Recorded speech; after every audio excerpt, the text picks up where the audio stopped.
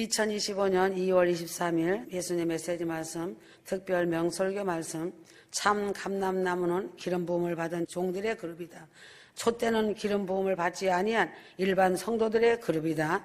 두 증인이 하는 일이 보좌에 기록된다. 7년 대환란 이스라엘의 야곱의 환란이 극심해질 때 두 증인이 나타난다. 두 증인이 예언하면 하늘에서 비가 못 오게 하고, 두 증인을 해하고자 하면 그 입에서 불이 나와 저들을 소멸시키기도 한다. 두 증인은 전무후무한 이적을 행한다. 이스라엘 백성은 두 증인을 통하여 비로소 예수님을 메시아로 영접하기 시작한다. 두 증인은 무적행에서 올라오는 짐승에게 죽임을 당하고 죽은 지 3일 만에 다시 살아나서 하늘의 음성을 따라서 구름을 타고 하늘로 올라간다. 계시록 11장 3절 나의 두 증인에게 권세를 주리니 저희가 굵은 베옷을 입고 1260일을 예언하리라. 7년 대환란 중 후 3년 반에 하나님께서 모세와 엘리야 같은 성정을 가진 두 증인이 활동하는 때이다. 사도 요한이 기록해 놓은 계시록 말씀에 의하면 7년이란 말을 사용하지 않고 1260일, 42달, 한때, 두때, 반때로 표현하였다. 1260일은 두 증인을 세워서 활동하는 기간이다. 두 증인을 통해 엄청난 이적과 기적을 행하면서 수많은 사람을 옳은 길을 향하여 돌아오게 한다. 42달은 적그리스도의 잔인한 활동 기간이다. 적그리스도가 42달 동안 활동할 때에는 그 잔인함이 상상을 초월할 것이다. 전 3년 반, 후 3년 반을 합치면 7년 대환란이다. 대환란 기간은 7년이다. 두 증인이 7년 환란기 전 3년 반 동안 이스라엘에서 활동하는 것은 이미 이방인 교회 시대가 끝났음을 말해주는 것이다. 이스라엘 12지파 14만 4천이 인침을 받고 후 3년 반 1260일간 광야 페트라에서 보호를 받는다. 두 증인과 14만 4천의 전도를 받아서 예수님을 창조주 메시아로 믿게 될 이스라엘 구원받은 성도들이다. 하나님은 7년 대환란을 통하여 이스라엘 구원의 프로그램 안에서 천년왕국까지도 거룩한 자들만을 택하신 천년왕국 백성들도 깨끗한 자만이 천년왕국 백성으로 들어가는 복을 받는다. 계시록 11장 두 증인, 두 감람나무, 두 촛대가 있다. 사단은 끝내 두 증인을 죽인다. 하나님은 두 증인을 다시 살려서 데려가신다. 공중 휴거되지 못하고 이 땅에 남은 자 중에 이방인이나 유대인이나 순교당하지 않고 기적적으로 믿음을 지킨 자들은 육신의 몸으로 천년왕국에 들어가서 천년왕국 땅을 채우게 되는 이들은 누구인가? 7년 환란 때에 남은 이들은 대부분은 유대인들이다. 두 증인과 14만 4천의 전도를 받아 예수님을 메시아로 믿게 된 구원받은 성도들이다. 이방인들은 후 3년 반 환란 때까지 통과하며 살아있다는 것은 매우 불가능하다. 3차 세계대전은 핵전쟁이다. 7년 대환란은 666 짐승표가 기다리고 있다. 이방인이 환란을 통과한다는 것은 하늘에 있는 별을 따오는 격이 된다. 이처럼 환란 통과하는 이방인은 희귀하다. 하나님께서 교회를 향하여 갖고 계신 교회 시대인 성령 시대의 프로그램이 있다. 유대인들과 이방인들이 하나의 몸으로 연합되는 비밀이 있다. 연합되는 비밀은 반드시 시간적인 간격이 필요하다. 예수 그리스도가 창조주 하나님이시라는 것이 전파되기 위하여 이스라엘 12지파 14만 4천을 세웠다. 예수 그리스도가 창조주 하나님이시라는 것이 전파되기 위하여 이스라엘 두 증인을 세웠다. 이스라엘 12지파 14만 4천을 세우고 두 증인을 세워서 이스라엘 구원을 이루신다. 엄청난 순교의 피가 흐를 것이며 하나님의 적극적인 보호로 구원받은 이스라엘 성도들이 보호처에서 보호를 받는다. 아마겟돈 전쟁은 무엇인가? 성경에 예언된 미래의 세계의 전쟁은 무엇인가? 첫째는 제3차 세계대전이다. 두 번째는 아마겟돈 전쟁이다. 세 번째는 곡과 마곡의 전쟁이다. 성경에 예언된 미래의 세계의 전쟁은 인류 역사 지금까지 발생한 전쟁과는 규모와 스케일이 전혀 다르다. 세계 3차 대전의 성경적 근거는 무엇인가? 7년 환란 중 전 3년 반 6째 천사가 나팔을 불 때 세계 3차 대전이 발발한다.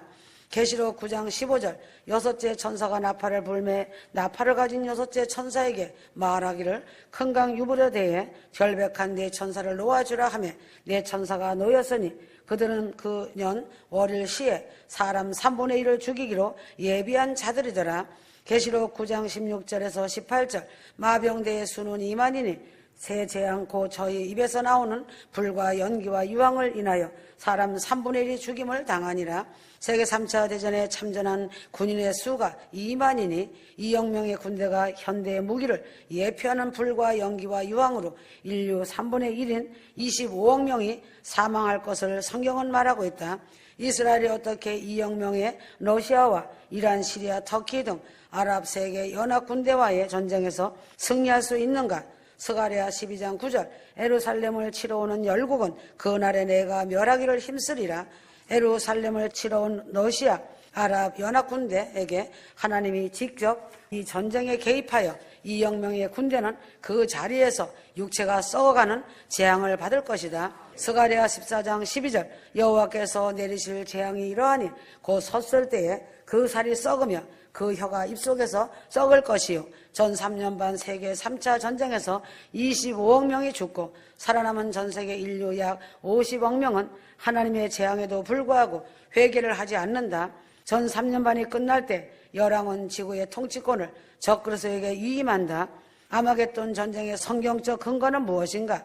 계시록 19장 14절 하늘에 있는 군대들이 희고 깨끗한 세마포를 입고 백마를 타고 그를 따르더라. 계시록 19장 15절 그의 입에서 이 한검이 나오니 그것으로 만국을 치겠고 이 한검은 하나님의 치명적인 심판의 말씀이 날카로운 칼처럼 예리하다는 것을 나타낸다.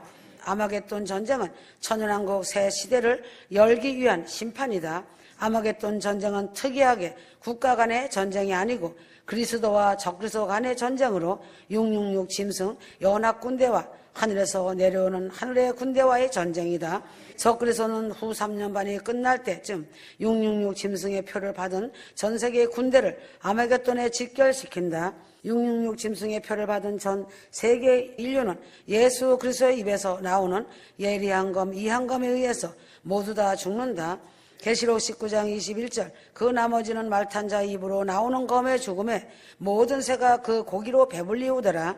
아마겟돈 전쟁의 결과로 40억 명 이상이 사망하고 짐승과 거짓 선지자도 함께 잡혀 이들이 산채로 유황 불붙는 못에 던지움을 당한다. 아마겟돈 전쟁이 일어나는 무기또가 하나님의 맹렬한 진노의 포도주 틀이 된다. 붉은 피가 포도주처럼 흘러나와 피의 강을 이룬다. 인정 사정 없이 무참하게 짓밟아 버리는 것이 아마겟돈 군대의 전멸이고 짐승의 표를 받은 저주받은 모든 인류가 죽는 사상 초유의 대참사이다. 곡과 마곡의 전쟁, 성경적 근거는 무엇인가? 곡과 마곡의 전쟁은 천년왕국 시대가 끝날 때 일어나는 인류 최후의 전쟁이다. 성도들과 무적행에서 풀려난 사단에게 미혹당한 연합 군대와의 전쟁이다. 하늘에서 불이 내려와 하나님을 대적하는 모든 연합 군대를 소멸시켜 버린다. 계시록 20장 9절 땅의 사방 백성 곧 곡과 마곡을 미혹하고 모아 싸움을 붙이리니 그 수가 바다 모래 같으리라. 16절 마귀가 불과 유황못에 던지우니 거기는 그 짐승과 거짓 선지자도 있어 세세토록 밤낮 괴로움을 받으리라.